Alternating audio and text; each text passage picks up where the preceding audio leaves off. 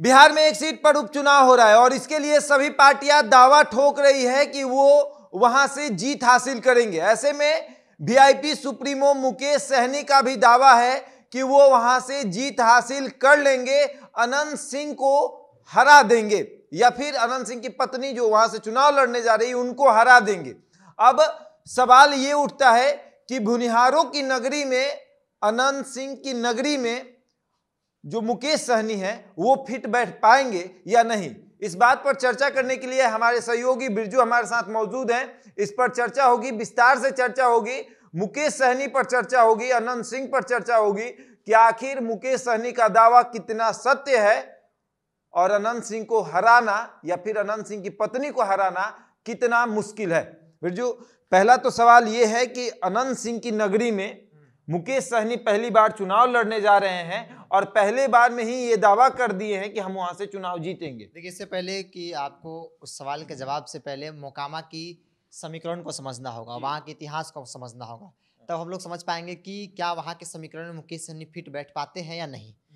सबसे बड़ी बात है कि मोकामा एक ऐसी सीट है, हालांकि ऐसे कई सीटें हैं बिहार में, मोकामा एक ऐसी सीट है जहाँ शुरू से भूमिहारों का दबदबा रहा है, बाहुबलियों का दबदबा रहा है।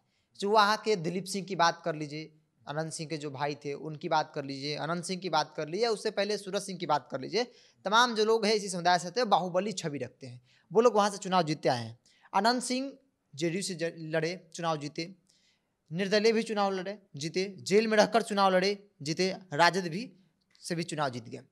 वहाँ पे उपचुनाव हो रहा है, तमाम राजनीतिक दलों द्वारा सुगबुगाहट तेज हो गई है कि चुनाव लड़ना है वहाँ पे भाई। अब हर कोई आज़ाद है, राजनीतिक दल है तो आज़ाद है चुनाव लड़ने के लिए। आरजेडी टिकट दे न दे, अनंत सिंह की पत्नी वहाँ से चुनाव लड़ेंगी, इस बात का ऐलान हो चुका है, ये तय माना जा रहा है और उनकी जीत की संभावनाएं भी दिख रही है, क्योंकि वो 5 बार विधायक है अनंत सिंह। दूसरी बड़ी बात कि मुकेश सहनी वहाँ की समीकरण में फिट बैठते हैं, तो बिहार में जब चुनाव होता है ना, तो यहाँ पे जातीय समीकरण को साधा जाता है कि कौन से जात का कितना वोट है, किसको उम्मीदवार बनाया जाए जो ज़्यादा वोट जो हमारे पक्ष में आए।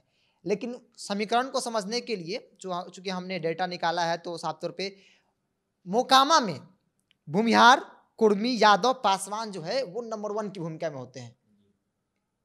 दूसरे नंबर पर बात कर लीजिए तो राजपूत और रविदास, इनकी भी भूमिका अहम मानी जाती है मोकामा में। और अनंत सिंह का दबदबा हमेशा रहा है, बाहुबली के छवि है उनका, और कहा जाता है कि बिहार में किसी भी की सरकार हो, मोकामा में अनंत सिंह की सरकार रहती है। मुकेश सहनी की बात कर ली जाए तो मुकेश सहनी कितना फिट बैठते हैं। मुकेश सहनी, हालांकि दावा उनका कितना सही है और कितने मजबूती से उनको दावों को लिया जाए यह तय कर पाना थोड़ा सा मुश्किल है, क्योंकि उनकी दावों को मीडिया जो है वो हल्के में लेती है, क्योंकि इतिहास रहा है। बोचहा देख लीजिए और भी चुनाव देख लीजिए, उनका खुद का चुनाव देख लीजिए ना भाई, वो चुनाव आज तक को जीते हैं, चुनाव नहीं जीते हैं। उन्होंने वो कहते हैं कि हमने विधायक बनवाया, किसको बनाया भाई? बीजेपी बैकग्राउंड के लोग थे, जो लोग बीजेपी में चले गए वो बीजेपी के ही लोग थे, और उस समय एनडीए का बोलबाला था तो उसमें आप जीत गए। अगर उतना ही आप में कैपेसिटी था, तो सबसे ज्यादा वोट वाला जिस समाज से आप आते हैं वहां पे अच्छी खासी संख्या है, वहां तो आप चुनाव जीते नहीं, जो वहां चुनाव लड़े सिमरी बख्तियारपुर से, वहां से चुनाव जीते क्या? नहीं जीते, चुनाव हार गए। और वो दावा करते हैं, खैर राष्ट्रीय अध्यक्ष है, दावों की कितना हकीकत है। मोकामा में जिस समाज पे दावा करते हैं कि सन ऑफ मल्लाह, यानी कि मल्लाहों के बेटा है, मल्लाहों का वोट मेरे साथ है, वहाँ पे तकरीबन अगर मेरा आंकड़ा सही हो तो 10 से 12 हज़ार के आसपास वोट है। 10 से 12 हज़ार में 100% तो पोल होता नहीं है। 10 से 12 हज़ार में 50% बहुत ज़्यादा हो जाएगा, 50% बहुत ज़्यादा मान कर चलिए। तकरीबन 2500-3000 वोट जो है मुकेश सहनी अगर चुनाव लड़ते हैं, अपनी पार्टी को लड़वाते हैं, तो 2500-3000 वोट इनके खाते में आने की संभावना है, इससे ज़्यादा इनकी हैसियत नहीं है। इसलिए नहीं है, बोचहा देख लीजिए, बोचहा में कितना है मल्लाहों का वोट कितना है भाई? वहां पे तो 55-60 हज़ार वोट है, हम लोग घूमे हैं, 55-60 हज़ार वोट है। वोट कितना मिला आपको? 25,000-27,000 के आसपास वोट मिला। आपके नाम पर कम मिला है। वहां के जो 15-45 साल से विधायक रहे हैं उनके नाम पर ज्यादा। वो भी तो एक रमई राम एक बड़ा चेहरा है, उनकी लड़की चुनाव लड़ी तो उस क्षेत्र के कई बार विधायक रहे हैं, तो वो भी वोट मान लीजिए। तो आपके पास मल्लाहों का वोट है कहाँ? आप किस पे दावा करते हैं? मन में नहीं कर रहे। देखिए, कुछ लोग हैं, चूंकि पार्टी है तो लोग भी तो हैं, लेकिन जो दावा करते हैं उन दावों में हकीकत जो है वो बहुत एकदम सोचे कि ना के बराबर है, उसमें हकीकत कुछ है ही नहीं। अगर हकीकत होता तो बोचहा में ठीक है चुनाव नहीं जीतते, सेकंड नंबर पे आते ना, क्या हाल हुआ आपका? स्थिति तो वहां देख ली गई। मल्लाहों का क्या वहां पे, आपको मल्लाहों ने कितना आपको स्वीकार किया? हारने के बाद भी ये अपने आवास पर, सरकारी आवास पर प्रेस कॉन्फ्रेंस किए, उसके बाद मिठाई बांटे, होली खेले, और उस प्रेस कॉन्फ्रेंस में इन्होंने कहा था कि मैं जीत की खुशी नहीं हार की खुशी मनाता हूं। भोजपुरी में कहावत है कि ना खेलब ना खेले दिम, खेलवे बिगाड़ देम। तो वही हाल मुकेश सहनी की है कि ना हम जीतेंगे, और भारतीय जनता पार्टी जिसने मुझे बाहर किया, भारतीय जनता पार्टी जिसने विधायकों को तोड़ा, बाद में अनमन भारतीय जनता पार्टी से था, उसे खेलने नहीं देंगे, हरा देंगे। तो बीजेपी की हार ही इनकी जीत थी, वो हार लेकिन नहीं चुनाव। अब आर यहाँ पे क्या मोकामा में क्या कर रहे हैं कि आरजेडी को हराएंगे। अब जेडीयू के खिलाफ तो बोल नहीं सकते हैं कुछ ही, जेडीयू के खिलाफ कुछ बोलेंगे नहीं, तो अब बोल रहे हैं कि आरजेडी को हराएंगे, मोकामा से अनंत सिंह को हराएंगे। मुश्किल है, मतलब मुमकिन है, माफ करिएगा, मुमकिन है हराना। दूर दूर तक कुछ दिख ही नहीं रहा है। जेडीयू के पास सब कुछ है, जेडीयू के पास समीकरण में फिट बैठता है जेडीयू, उसके लिए तो टफ हो जाता है। आप न 3 में न 13 में, आप कहाँ हैं भाई?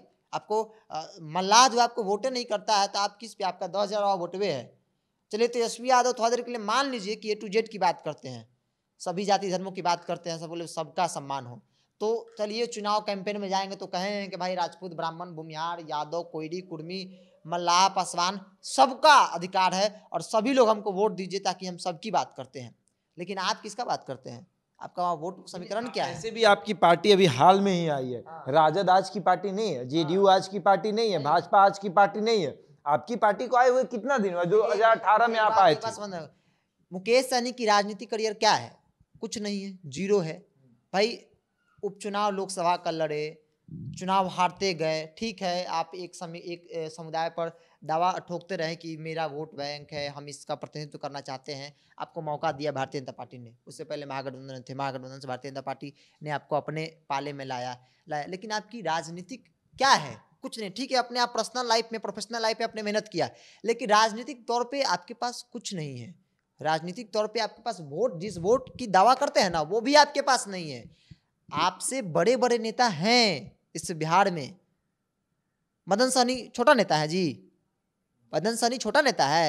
मुजफ्फरपुर से कई लोग आते हैं, मंत्री बने हुए हैं, छोटे नेता हैं। बीजेपी के सांसद छोटे नेता हैं, बोलो कि बड़े नेता है। राजनीतिक करियर उनका लंबा रहा है, उनका इतिहास रहा है। आपका क्या रहा है? आप तो पैसे की बदौलत राजनीति में आए और एक मुकाम पर जाना चाहते हैं। चलिए, हर कोई जाना चाहता है, आप भी स्वतंत्र हैं, लेकिन दावों की अगर आपने बात की तो दावों में हकीकत नहीं दिखता है। मुकेश सहनी मोकामा में 10 से 12 हजार मल्लाहों की वोट है, उसमें से 2,500 से 3,000 भी इनको मिल जाए तो बहुत समझिएगा, क्योंकि मुकेश सहनी जीतने के लिए नहीं, हारने के लिए चुनाव लड़ते हैं। तो देखिए, मुकेश सहनी सोचे थे कि जीतन मांझी बन जाएंगे, 2-4 विधायक अपने होंगे और हम एक पार्टी, मेरा विस्तार होगा पार्टी का, यूपी में, झारखंड में, हर जगह विस्तार होगा और उसके बाद हम मंत्री बने रहेंगे। ऐसा हुआ नहीं, सपना उनका सत्य हुआ नहीं। मंत्री पद से हटना पड़ा, 6-7 महीने के बाद घर भी खाली करना पड़ेगा, उसके बाद पटना में एक नया ठिकाना ढूंढना पड़ेगा। मोकामा में चुनाव लड़ने जा रहे हैं, प्रत्याशी की घोषणा अभी तक उन्होंने नहीं की है कि किस जाति का प्रत्याशी ये उतारेंगे। जिस जाति की बात करते हैं सहनी समाज की, अगर उसको भी उतारेंगे तो वो कितना वोट बटोर पाएगा, ये देखने वाली बात होगी। बहरहाल इस खबर में इतना ही। बने रहे हमारे साथ और देखते रहें द इंडिया टॉक।